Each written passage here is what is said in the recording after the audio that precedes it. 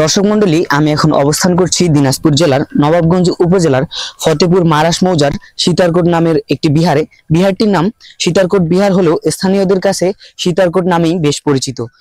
প্রত্নতাত্ত্বিকগণ মনে করেন 7ম থেকে 8ম শতাব্দীর মধ্যে বিহারটি নির্মিত হয়েছে। বিহারটিকে জনশ্রুতির ভিত্তিতে রামায়ণের সীতা দেবীর দ্বিতীয় বনবাসকালের আশ্রয়স্থল বলে বর্ণনা করা হয়েছে। বিহারটির প্রথম খনন কাজ হয় 1968 সালে ও দ্বিতীয় খনন কাজ শুরু হয় 1972 সালে ও দ্বিতীয় খনন কাজ শেষ হয় 1973 সালে।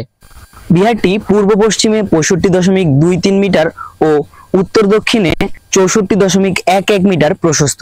এই বিহারটিতে 41টি কক্ষ ছিল, উত্তর বাহুতে 8টি ও অন্যান্য 3 বাহুতে 11টি করে। বিহারটির ভিতর দিকে 2.59 মিটার একটি টানা অভ্যন্তরীণ বারান্দা ছিল। বিহারটির পূর্ব পশ্চিম এবং দক্ষিণ বাহুর কেন্দ্রীয় কক্ষত্রয় অন্যান্য সাধারণ কক্ষের তুলনায় আয়তনে বড় ছিল। প্রতিটি কেন্দ্রীয় কক্ষে একটি করে ইটের বেদি ছিল, যেখানে পূজার মূর্তি রাখা হতো। খুব সম্ভবত দক্ষিণ দিকে কেন্দ্রীয় কক্ষটি ছিল প্রধান মন্দির।